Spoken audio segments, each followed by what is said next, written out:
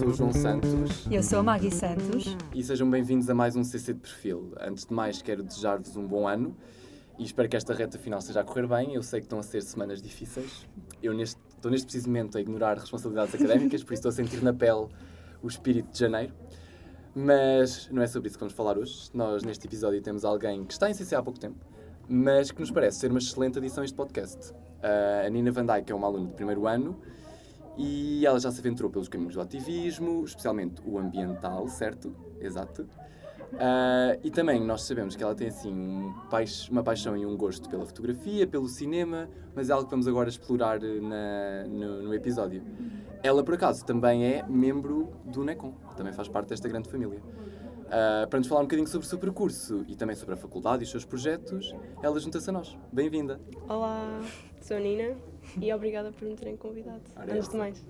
Vamos começar aqui com um clássico do CC de Perfil. Porquê CC e porquê na FCSH? Eu vou ser bastante honesta.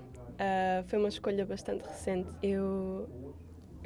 As minhas escolhas, as minhas ideias para cursos foram muito vastas. Comecei por pensar em querer seguir música no 10º ano e depois com o Covid eu tive assim uma espécie de crise artística em que deixei-me de conseguir conectar com o instrumento e depois comecei a pensar que estava no curso, eu estava a estudar Humanidades e pensei que estava no curso errado. Então comecei a pensar em ciências nutricionais, bioquímica, coisas assim bem malucas. Inclusive comecei a estudar fisicoquímica à parte, porque eu... Corajosa! Sim, porque eu tinha a específica de biologia. Há aquela possibilidade de trocar uma disciplina de um curso por outra e eu escolhi trocar Isso é mais recente, não é? Eu não apanhei. Pois, eu não sabia. Na realidade, ninguém sabe que isso é possível porque o Estado, ou melhor, o Governo... Divulga. Sim, não divulga, é preciso fazer um requerimento, Okay. Pronto, papeladas. Mas eu consegui fazer isso e, portanto, sempre também gostei um pouco do lado mais científico, especialmente das ciências naturais e assim. Então comecei a estudar Fisicoquímica, mas aquilo começou a ser bastante incompatível com o curso de Humanidades. Depois assim, ok, não, talvez eu tenha escolhido a coisa certa. E comecei a tentar encontrar um curso que fosse capaz de fazer um wrap-up de todas as coisas que eu gostasse. E comecei a virar assim mais para a parte mais artística. Isto foi tudo durante o período da pandemia. Durante a pandemia foi sim uma altura de bastante autodescoberta, ouvi bastante música, conectei-me muito mais comigo, também por estar sozinha. Descobri esta paixão pelo cinema também e pela escrita. E foi durante a pandemia que eu comecei a fazer a minha zina, a minha revista chamada Indizível, e foi que comecei a apaixonar pela parte mais jornalística da coisa e uma forma de interseccionar várias coisas que eu gosto, desde escrever sobre ativismo, escrever sobre artes, cinema, pronto. E então eu pensei que o jornalismo seria uma boa opção, até porque eu tenho assim um espírito bastante livre e não me agradava nada a ideia de ir para aqueles empregos super boring. Estava a imaginar bastante viajar, também sou bastante extrovertida, apesar de ter assim momentos de introversão e portanto também agradava-me conhecer outras pessoas e partilhar ideias. E foi acho que por isso que eu escolhi CC. FCSH foi... Ao início não queria a FCSH, queria o Porto, mas depois estive a pesquisar bastante, a ler bastante, a ver as cadeiras e sou uma pessoa bastante prática. Eu gosto da prática, de agarrar uma câmara, de filmar, de fotografar e por isso a ideia de ser um curso muito mais teórico acabou por não agradar tanto, mas depois pensei que também essa parte é necessária porque é necessário também desenvolvermos o nosso espírito crítico e comecei então visitei a faculdade antes de me candidatar e eu gostei muito das vibrações, da energia e portanto pus em primeiro lugar, apesar de eu saber, eu achava que não ia conseguir entrar, porque a minha média foi, acho que acabei com 17,65, uma coisa assim, e a média do ano passado era 17,8, ou seja, havia aquela possibilidade de eu não conseguir entrar e então a outra opção seria Gap Year, ou outra coisa qualquer, mas eu não estava assim muito preocupada. Mas entrei, e aqui estou eu. Só aqui um pequeno à parte, tu és do Porto? Não. Ok. De onde é que és então? Eu nasci em Coimbra, e aos 9 mudei-me para o Alentejo, porque a minha professora, então, a questão das colocações e assim, e ficámos lá desde então eu tenho assim um lado meu bastante campestre. Ok. Só me disseste do Porto, como eu também sou do Porto, estava com curiosidade. Sim, Mas- eu também lancei uma sementinha. Pois. Eu meti na cabeça que vocês eram do mesmo sítio. Eu não tenho E sequer não. o sotaque. É que o sotaque não é Depois nada depois parecido. eu estava a começar a ouvir, eu estava a começar a falar e pensei, pois mas não há aqui sotaque, se calhar não bate certo, não percebi Não. onde é que fui buscar esta. Não. Mas pronto, já está tudo Tá clarificado, definido, elas era não só. são do mesmo sítio. Não sei. Então, sei que estás aqui há pouco tempo, né? FCSH, um semestre só, mas até agora, o que é que estás a achar da experiência? Estás a gostar? Eu sempre idealizo as coisas bastante.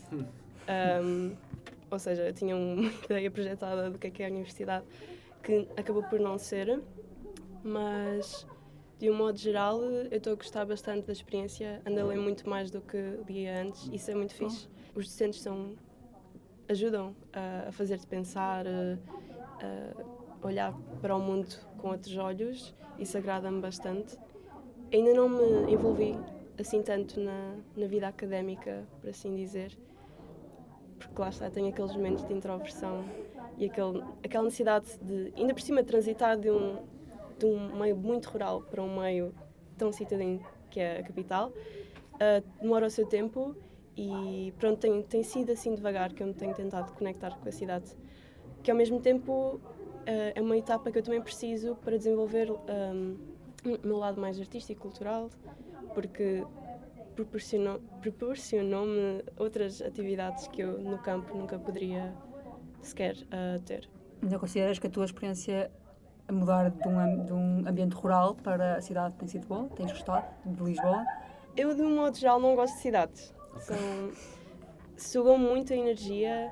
Eu conheci pessoas de Lisboa que a vida delas é acordar, faculdade, ginásio, fazer 1001 coisas e eu só vou à faculdade, almoço, ando metro e chego a casa e só quero dormir.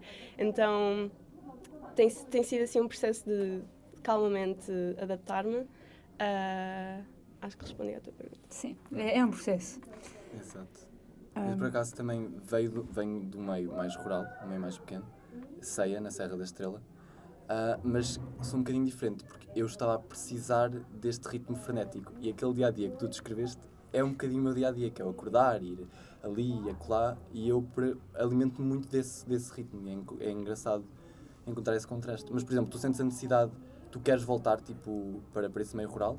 Ou como é que estás por exemplo, vês este estágio agora da faculdade como era a parte da tua vida onde vais experimentar uma experiência citadina, mas eu sei que isto é uma pergunta muito já de futurismo. Não, essa pergunta é muito bem colocada, porque uma das razões, a minha mãe estava-me a ajudar a decidir, a dar-me assim sugestões ou perguntas para eu tentar encontrar aquilo que eu gostava de seguir, e uma pergunta que ela fez que foi bastante interessante foi: depois da universidade, onde é que tu gostavas de viver? Numa cidade ou no campo? E eu refleti bastante sobre isso e eu acho que eu vou querer voltar sempre para o campo daqui a vários anos, porque é mais calmo e, não sei, estar conectada com a natureza é uma coisa que faz muito bem. Por exemplo, na cidade, os cheiros, tudo isso causa-me assim uma espécie de náusea. Então, o jornalismo também possibilita trabalhar à distância. Exato. E por isso eu também pensei dessa forma sobre... Mas não sei. Sim, exato. Mesmo não ainda. Mas cidades, ou seja, há cidades pelas quais eu me apaixonei muito. Lisboa está a demorar mais tempo, mas Por exemplo? Berlim. Gostei muito de Berlim. É uma cidade muito artística também.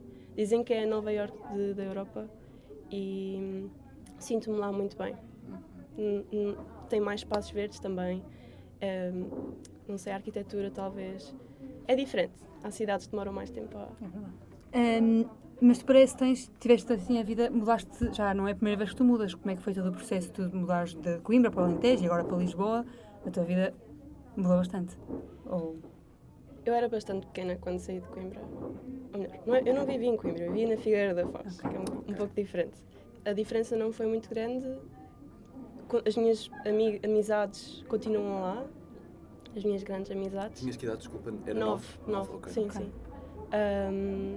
Por isso, a única coisa que ficou para trás foi uma infância bastante bonita, na minha opinião.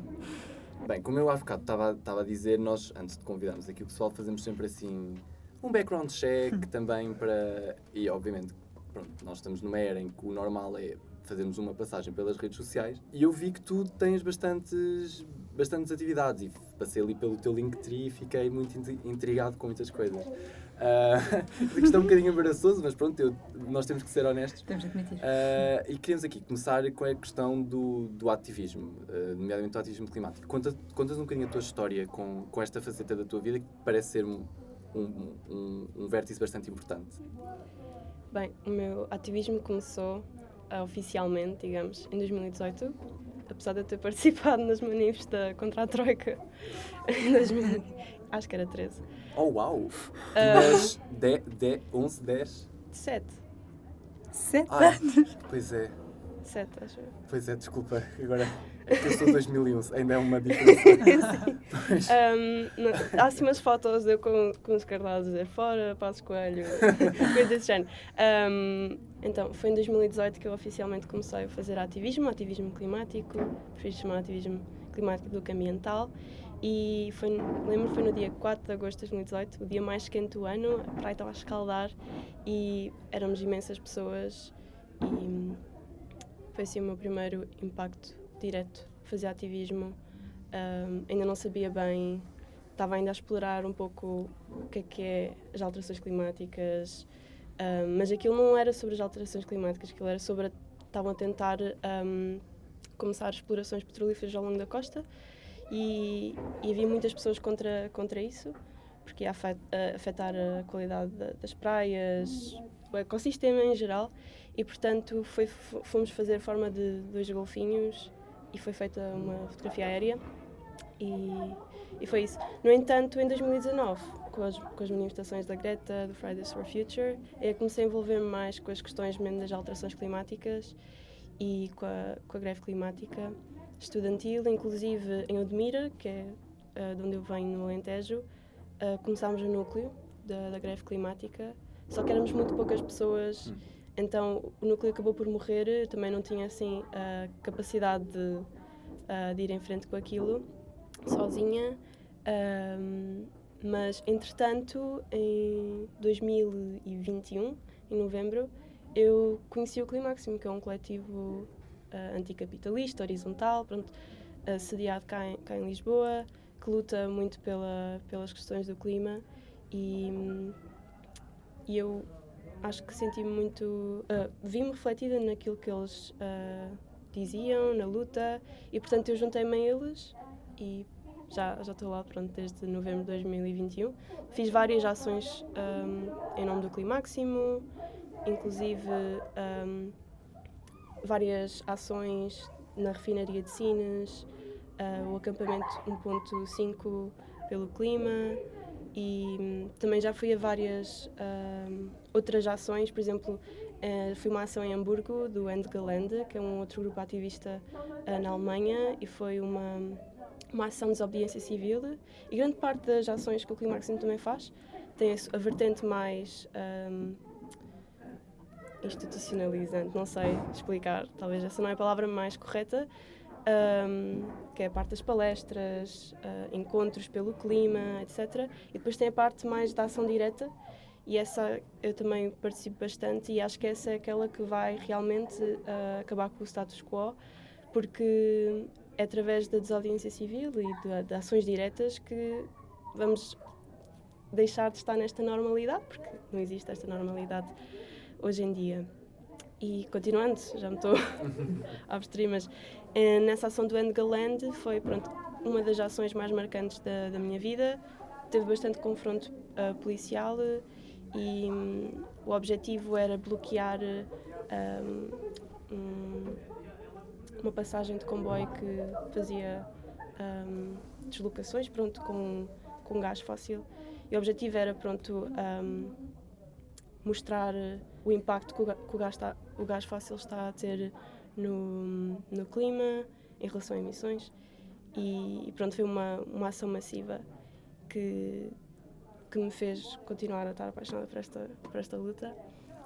Mas dentro do clima, faço parte de várias campanhas dentro do clima. O Climax tem várias campanhas Tem uma contra agora abolir jatos privados, que é também uma das fontes principais de gases de efeito de estufa ou de CO2, portanto, emissões a nível mundial, e é uma pequena fatia da população que os emite, e portanto é irracional continuar a andar de jatos privados. E depois essa campanha, pronto, chama-se a Terra, ou seja, a Terra, os aviões, e depois também temos uma que é gás andar para trás, que tem toda essa vertente anti-gás, o gás como o aumento do custo de vida, crise e pobreza energética. Pronto, tudo isso está no site do Climaxim. Já estou a fazer aqui um bocado de publicidade, mas acho que são temas muito importantes e qualquer pessoa devia se envolver nesta luta, porque é a luta de todos e o futuro está em risco, claramente, e as cheias em Lisboa vão continuar a piorar, as secas, pronto, isso vai ser o pão nosso de cada dia. E eu não sei se foi esclarecedor. Não foi bastante esclarecedor, foi bastante interessante. Eu queria pegar aí numa coisa que tu falaste da questão da faceta, às vezes, de desobediência civil que essas manifestações têm. Se calhar assim mais a título pessoal, eu imagino que, por exemplo, eu se me visse numa situação dessas, pá, eu não sei, eu ia ter algum medo, ia ser... Como é que tu te vês nessas situações? Porque lá está, a desobediência civil é um statement, é uma coisa poderosa que alguém assume ali fazer. Não sei se podes elaborar um bocadinho como é que tu te sentes nesses momentos em que assumidamente estão a ir contra o status quo e assumidamente estão a fazer algo que é ilegal ou não sei. Disruptivo. Ilegal é o que estão a fazer ao nosso planeta. E portanto, apesar de ir contra a lei, basta pensar como é que a Revolução 25 de Abril aconteceu. Quer dizer, eles foram claramente contra a lei, contra o status quo. Basta pensarmos em todas as revoluções que aconteceram e que foram importantes, neste caso para a democracia, mas outras lutas. Basta pensar o que é aquilo que nós defendemos, e eu defendo a democracia, claramente, mas é pensar de que forma é que podemos elevar as nossas vozes num mundo que está a ser bastante reprimido e que está a reprimir especialmente os ativistas. E as manifestações, nós já fizemos manifestações, as manifestações não resultaram e, portanto, isto é só um escalamento na tentativa, e não um escalamento numa palavra negativa, porque às vezes é isso que sim, é a conotação que lhe dão. É a conotação que lhe dão, mas é a tentativa de, já que não nos dão a atenção devida em ações de manifestações, ou seja, as manifestações estão-se a institucionalizar, no fundo. Basta pensar na greve dos comboios, em que há serviços mínimos. Quer dizer, uma greve é suposto não haver sequer serviços mínimos, as pessoas estão em greve. E, portanto, estava esta institucionalização das greves, das manifestações, que há décadas atrás era uma coisa extremamente disruptiva, agora são uma normalidade. E o que nós estamos a tentar fazer com a desobediência civil é um passo à frente. Okay. A mostrar que não, vocês não nos vão ignorar. E por isso acho que é esse o statement que eu faço a mim própria. E pronto, eu já tive confronto direto com a polícia e vou ser sincera que é bastante assustadora. Mas o facto disto ser uma luta de todos e todas as pessoas dentro dos coletivos, nas ações, estarem todas apoiando umas às outras, isso facilita bastante, porque eu sei que não estou sozinha. Exato, encontram força no coletivo. Sim. Porque eles estão-nos a lixar e vão continuar a lixar-nos e nós temos que fazer alguma coisa, temos que tomar a iniciativa. E tu dizes que, lá está, que toda a gente devia estar envolvido neste tema, e o que eu acho é que muitas pessoas realmente são interessadas na crise climática e que leem muito e estão muito interessadas em fazer justiça, mas acho que são poucas aquelas que realmente tomam a ação e que fazem realmente alguma coisa, essas ações disruptivas. E não sei, tenho curiosidade em saber o que é que te dá motivação para fazer isso, como é que, após, não sei, acho que pode haver aí um sentimento de frustração de às vezes serem ignorados. Como é que tens motivação para continuar e o que é que está dentro de ti que leva a não desistir? Quando eu digo que toda a gente devia estar nesta luta, obviamente que não é para ser lida dessa maneira, porque esta luta também é uma luta racial, também é uma luta pelos direitos das mulheres. Isto une várias lutas. E é importante também pessoas estarem a lutar nessas outras lutas. Mas esta luta também é uma luta que é necessário de fazer-se agora, porque senão o futuro vai impedir que qualquer luta seja feita. Há várias pessoas que estão realmente preocupadas com a crise climática e isso causa às vezes um efeito que é chamado eco-ansiedade ou ansiedade climática. E isso faz com que as pessoas às vezes seja mais difícil tomar a iniciativa e também continua a haver esta ideia de que ao fazermos as nossas ações individuais de reciclar, ser vegetariano, que muito está que isso possa ajudar com o planeta, ajuda a um nível bastante mais local, contudo fábricas continuam a poluir mais que, imagina, 1.000 pessoas a ser 1 milhão de pessoas a ser vegetarianas ou veganas, não é sequer equiparável se uma fábrica acabasse de produzir, sei lá, gás natural. Olha, por acaso, não é para interromper, desculpa, nós temos uma cadeira no terceiro ano, que é a mediação dos saberes. Eu aqui a meter a faculdade. E nós tínhamos de fazer um texto de divulgação científica e eu fiz o meu sobre a ação individual e as alterações climáticas.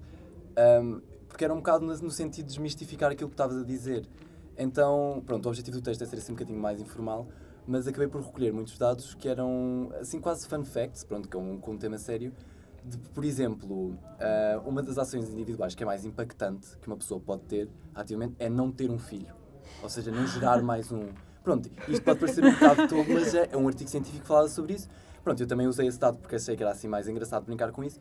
E, por exemplo, se uma pessoa optar por não ter um filho, isso tem o mesmo impacto que, acho que é 684 jovens reciclarem para o resto das suas vidas tudo que usarem, ou seja, reciclarem exaustivamente. Se 600 pessoas reciclarem exaustivamente para o resto das suas vidas, em termos de emissões, isso tem o mesmo impacto que alguém não ter um filho.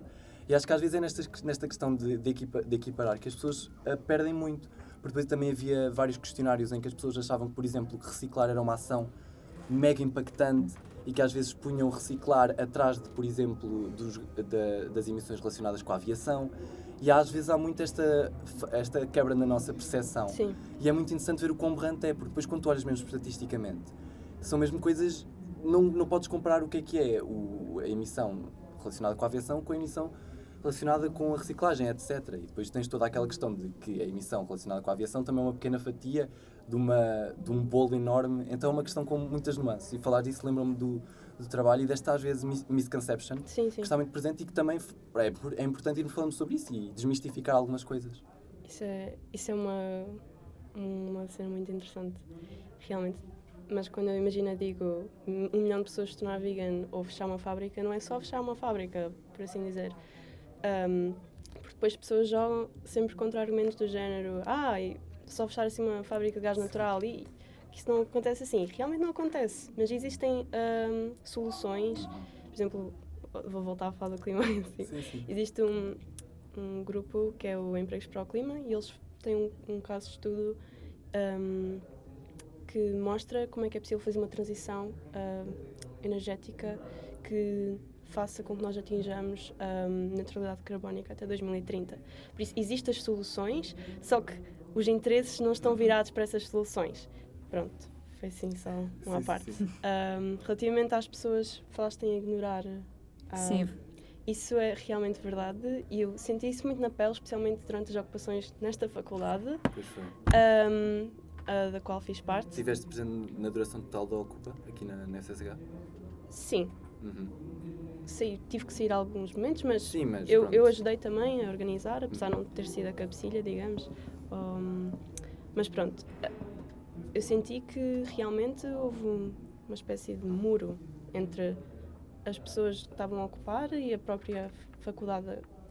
Os estudantes, na realidade, foram até os docentes que se mostraram mais interessados em saber do que é que nós estávamos a fazer e os estudantes ignoraram-nos por completo, grande parte deles, e era muito estranho porque passarem assim totalmente a ignorar-nos de lado.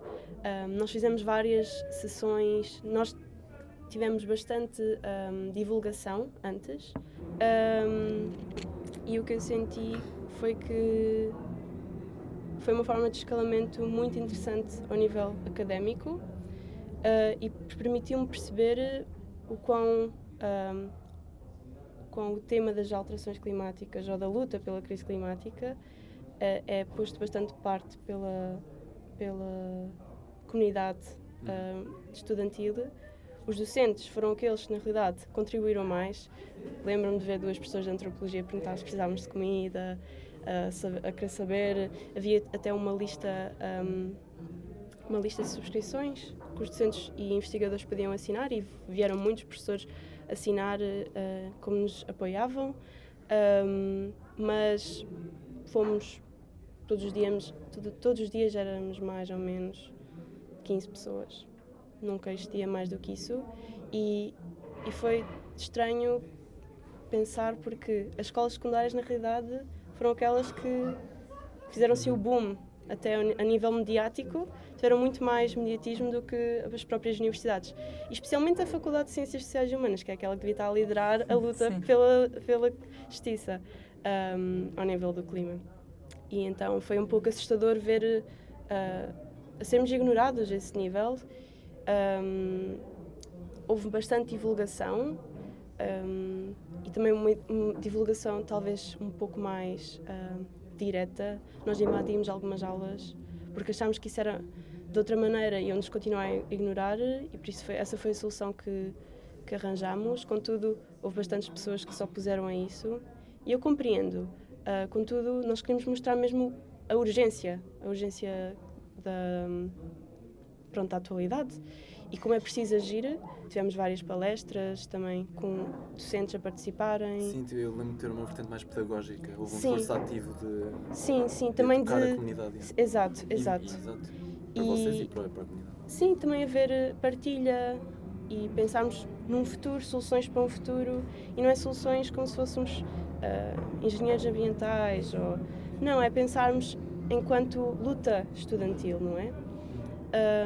Porque já houve várias lutas estudantis, inclusive ocupações, por exemplo, nos anos 60, durante o maio de 68, em França, ou mesmo primavera... como é que se secundarista, sim, a primavera secundarista no Brasil. Isso tudo mostrou como é possível mudar as coisas através dessa ação direta, e uma das coisas que nós também queríamos passar e transmitir à comunidade académica é como a luta também tem que vir de nós estudantes. Nós não precisamos de propor soluções não, há cientistas, há investigadores que fazem esse papel. Nós temos é que instigar, a chamar a atenção, mostrar que não estamos contentes com a situação atual, com a inação dos nossos governantes e portanto, pronto, as ocupações foi também uma etapa bastante importante no meu percurso ativista, e convido todas as pessoas que estão a ouvir, pronto, a pesquisarem mais sobre as reivindicações, porque havia bastantes pessoas que diziam a FIOM Fóssil até 2030 é bastante vago, vocês nunca vão conseguir fazer isso. E às vezes é esta ideia de não somos capazes, esta ideia de pessimismo que faz com que as coisas não aconteçam, e portanto... Sim, que leva à inação, não é? Leva à inação. E é só pensarmos, houve várias pessoas das ocupações que tiveram uma reunião com o Ministro do Mar e da Economia. Ou seja, as ocupações tiveram algum caminho. Apesar de depois levarmos na cara que nós não trazíamos soluções. O que depois respondemos, nós somos estudantes, nós não somos engenheiros. Você que tem que fazer o seu trabalho enquanto ministro. Mas, sim, o apelo que eu faço é sermos mais ativos socialmente, porque a faculdade tem esse lado, obviamente, especialmente com as propinas.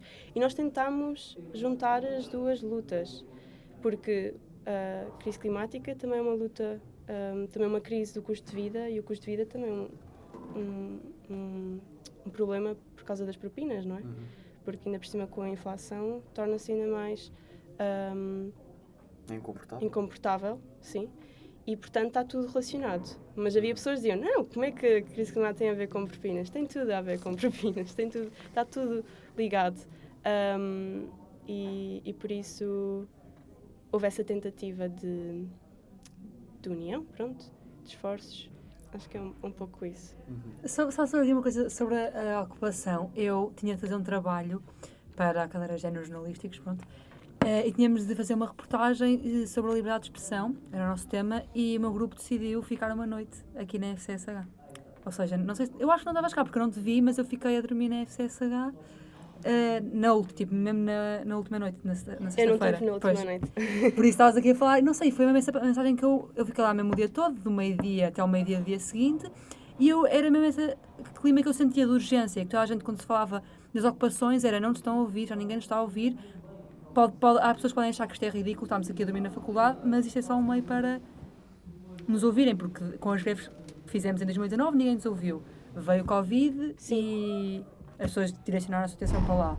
E agora estamos a fazer isto para alguém nos ouvir. E foi a mesma mensagem que passaram. No fundo, é ocupar os sítios onde estamos a construir um futuro quando não existe, quando esse futuro não está a ser comprometido, exato. Então é começar, lá está, nestes espaços educativos, onde há a partilha de ideias, que é começar, lá está, a construir esta luta, e está a ser construída, e é com as falhas, ultrapassar as falhas e crescer enquanto movimento.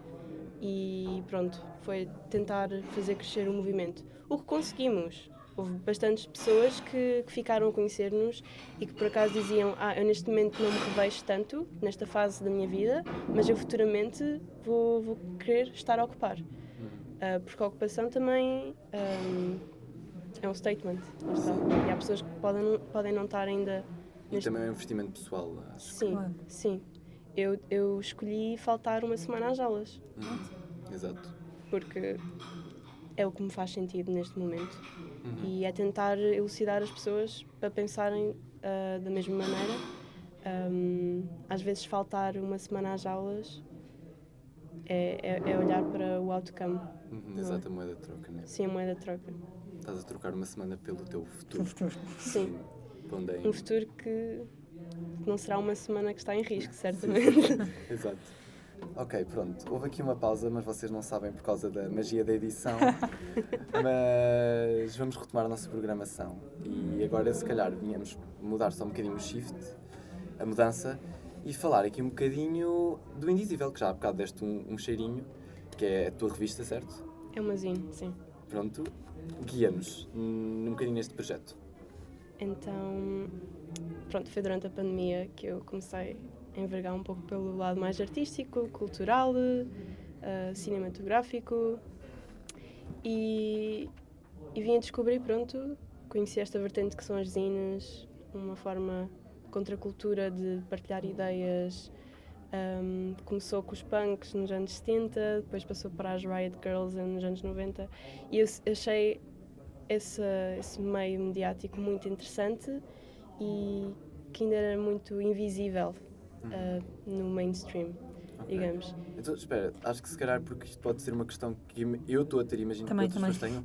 Qual é que é a diferença mais berrante entre uma revista, uma magazine clássica e uma zine? As zines são handmade, ou seja, geralmente são feitas à mão, com colagem e têm muitas poucas tiragens e geralmente elas também circulam numa pequena bolha que tem os mesmos valores, crenças, ideologias, por em diante. Já que as revistas, pronto, têm muitas mais tiragens e as zines não têm regras. Pode-se falar o que se quiser. Muitas vezes também são zines só de pessoas únicas que só libertam aquilo que têm na cabeça, o que lhes vem à cabeça. E é um pouco essa a diferença. A minha zine não foi feita à mão, com colagem, mas foi feita em meio digital, mas foi feita à mão também. E eu preferi partilhá-la online, porque eu não tenho recursos financeiros para estar a fazer tiragens. Apesar de ter 2 cópias, pronto, em papel. E começou, pronto, lá está na pandemia. Comecei a conhecer um pouco da história dos movimentos e das minorias que utilizavam a zine como forma de expressão e achei muito interessante e queria criar a minha própria, até porque no Alentejo, especialmente em Odmira, não havia iniciativas culturais Eu sentia que na minha escola ninguém se interessava assim muito por cultura e era uma forma também de expor trabalhos de amigos, poemas de pessoas que eu conhecia, que eu também gostava muito e, portanto, aquilo acaba por ser um monte de coisas fofinhas, próximas do meu coração, de pessoas próximas do meu coração, e é só uma tentativa de expor isso para quem quiser ler. E começou também pela minha vontade em escrever mais. Eu estava a escrever resenhas de filmes que eu estava a ver, e a minha melhor amiga também, ela desenha, e eu queria expor também o trabalho dela, apesar dela ter os seus meios, mas eu só queria mostrar como eu apreciava tanto o trabalho dela de alguma forma, e aquilo acabou por ser eu conhecer novos artistas, e eu, queres participar no minha zine? Ele, sim. Então aquilo acaba por ser uma miscelânea de pessoas que estão dentro daqueles pedaços de papel, e por isso aquece-me sempre o coração a ter as minhas zines e criar aquelas zines, apesar de ser eu que faço o processo todo de design e assim, e que demora bastante tempo, e eu procrastino bastante a fazer, aquilo demora imenso tempo. O objetivo era fazer trianual. Trianual, ok. Sim, e acabei por fazer só uma em cada ano. Estou agora a fazer a terceira edição e pronto, as minhas zines têm poesia, têm resenhas de filmes, têm pensamentos soltos, têm desenho, têm colagem. É um pouco isso tudo. E agora em Lisboa pretendo crescer um pouco também o leque de pessoas que participam na zine. É uma forma também de conhecer outras pessoas e de crescer. E também, acho que está presente nas tuas redes sociais e também na própria zine, a tua paixão pela fotografia. Como Sim. é que isso começou? Falas um bocado sobre isso. Foi também durante a pandemia que eu comecei também a envergar por esse caminho, especialmente fotografia analógica. Fui conhecendo o trabalho de vários fotógrafos, especialmente a Nan Golden. Ela veio a Portugal recentemente. Ela é incrível. E eu gostava muito da forma de fotografar dela, bastante crua, das relações próximas dela. E eu comecei a ver-me refletida nisto que é a fotografia. E nunca fui boa a pintar. Pronto, a minha melhor amiga, ela pinta imenso. E eu às vezes ficava fogo. Eu não sou artista, não tenho essas capacidades. Então tentei começar a procurar o meu próprio caminho e dei-me de caras, pronto, com a fotografia como uma forma de me expressar, e especialmente a analógica. E o meu avô acabou por me dar a câmara dele, que ele tinha, e isso foi o primeiro passo para começar a fazer o meu próprio trabalho, apesar de ser um trabalho muito fresco, e digo-te já, falta ali muita coisa. Okay. E ainda por cima com a faculdade tem sido impossível continuar, estou assim numa pausa, e também porque eu olho para a fotografia como uma forma de expressão bastante, não é pessoal, eu geralmente partilho, eu não gosto de sair para fotografar sozinha. Eu gosto de estar com pessoas assim, achas aquilo interessante? Sim, ok, vou tirar. Não, para mim, uma construção tipo coletiva. Sim, para mim foi sempre coletiva. As minhas zines refletem isso, não tem só coisas minhas, também tem arte de outras pessoas, e é isso que eu neste momento estou a investir bastante, em partilhar estas experiências artísticas com outras pessoas. E portanto agora a fotografia está um pouco em pausa, e a fotografia interliga-se, lá está, com o cinema, com a imagem cinematográfica, e foi também uma forma de alimentar esta paixão. E também a questão de vídeo, especialmente com câmaras de vídeo dos anos 90, assim, VHS ou Hi-Hat. Eu gosto muito dessa qualidade de vídeo, e também eu começo projetos e não continuo os projetos, e depois, passado muito tempo, vou voltar a pegar nisto. Portanto, tenho várias coisas que estão inacabadas. Comecei também um projeto que era os meus diários audiovisuais, fiz um mas depois acabei por não continuar. Mas é sempre esta ligação com a imagem, com o vídeo que eu tenho, sim. Olha, então, antes agora passarmos aqui a um momento, eu queria só dizer que acho que estás no curso certo. Também. Pela conversa que tivemos agora, acho que vais encontrar no curso muitas ferramentas para te fortalecer nas várias áreas, quer seja na arte, na cultura, na fotografia, no cinema. Acho que ao longo do curso vais ter várias coisas que vão ser mesmo muito estimulantes para ti. Acho que, por acaso, acho que vai ser, aguardam-te coisas muito, muito fixes aqui no curso. Bem, nós agora temos aqui uma surpresa para ti, uma espécie de jogo, que se calhar não é assim tão surpresa, não sei, mas vou deixar aqui a Maggie lançar o mote. Nós estivemos a fazer-te perguntas este tempo todo e agora o nosso desafio é faz-nos tu uma pergunta. Sobre o que quiseres. Se quiseres, o tema que te apetecer. E é o nosso desafio agora, revertemos aqui os papéis e o entrevistado vira entrevistador. Como é que vocês expressam a vossa essência interior? Do género, eu faço através de mil e uma coisa, ativismo, fotografia, assim, música. Ok. E vocês? Ok. Vais ter primeiro. Não, eu gosto sempre de deixar disto tudo para ter Ok. tempo a pensar. Como é que eu expresso a minha essência? Já foi um bocado sobre isto aqui no podcast. Também um bocado na linha tanto na conversa com a Maggie como com a Teresa. Eu sinto, agora é pela dança. Pronto, eu descobri esta paixão que sempre teve dentro de mim, mas recentemente descobri. E acho que é a partir da dança que eu expresso muito a minha essência. É um momento em que me sinto bastante livre, sinto-me bem conectado com o meu corpo e também conectado com a comunidade, com as pessoas com quem estou a dançar e com o espaço à minha volta. Então é uma experiência muito holística. Diria que a dança é uma grande maneira de expressar a minha essência e acho que também um momento onde sinto que brilho ou que me encontro é em comunidade. Ou seja, é em comunidade com... Independentemente da atividade que seja, quer seja estou a dançar, estou só... Acho que em comunidade encontro bastante daquilo que são os meus valores e que é quem eu sou como pessoa. Eu gosto muito do diálogo, gosto muito da empatia, são valores que me regem imenso e encontro isso muito na comunidade, e quando digo comunidade, digo a minha família, os meus amigos, etc. Os meus passos. É através dos outros que nos conhecemos também nós próprios. Justo, exatamente. Agora vou dizer que estou a copiar, Não, eu mas já sabia que nós íamos ter uma a fase primeira coisa que me semelhante. veio à cabeça também é a dança, que eu também tenho essa paixão desde muito pequenina e sinto que é sempre um momento em que estou a ser eu mesma naquela hora em que estou na aula de dança e naqueles 2 minutos em que estou a dançar, estou a expressar a minha essência verdadeira. Mas também, lá está, não sei, às vezes sinto também que como são sempre, como não sou propriamente coreógrafa, não sou eu que decido o que é que eu vou dançar, ou seja, nunca é 100% a minha essência. Isso é um bom ponto. Não estou-me a expressar 100% eu. Portanto, outro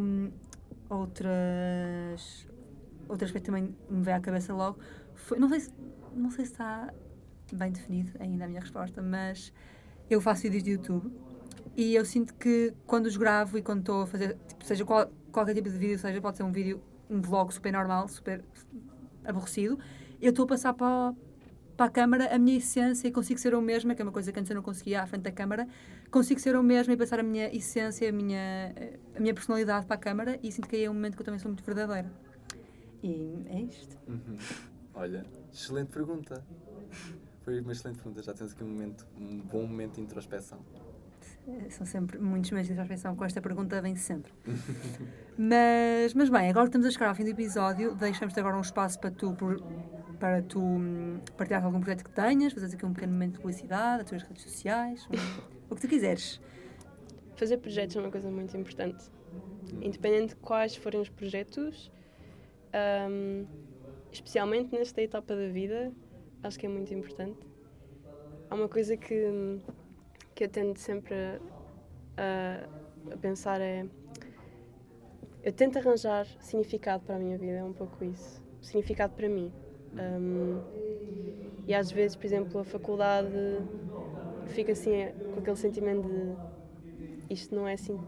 É importante, mas qualquer pessoa pode estar na faculdade, não é? Qualquer pessoa pode estar a tirar um curso, licenciatura, trabalhar, mas nem qualquer pessoa cria os seus próprios projetos.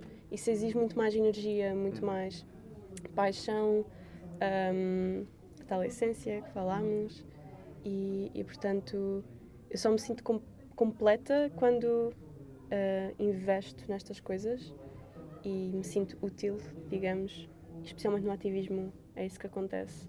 Sentir que estou a ter algum impacto de certa forma, Acho que é um pouco isso. Ótimo. Nina, muito obrigada por aceitar este convite. A conversa aqui que tivemos foi muito boa, foi muito elucidatória, digamos assim. E não se esqueçam também de seguir o NECON nas suas diferentes redes sociais e acompanhar os diferentes projetos que a nossa equipa tem. E eu vejo-vos no próximo episódio com um novo convidado. E muito obrigada por terem ouvido. Beijinhos. Tchau!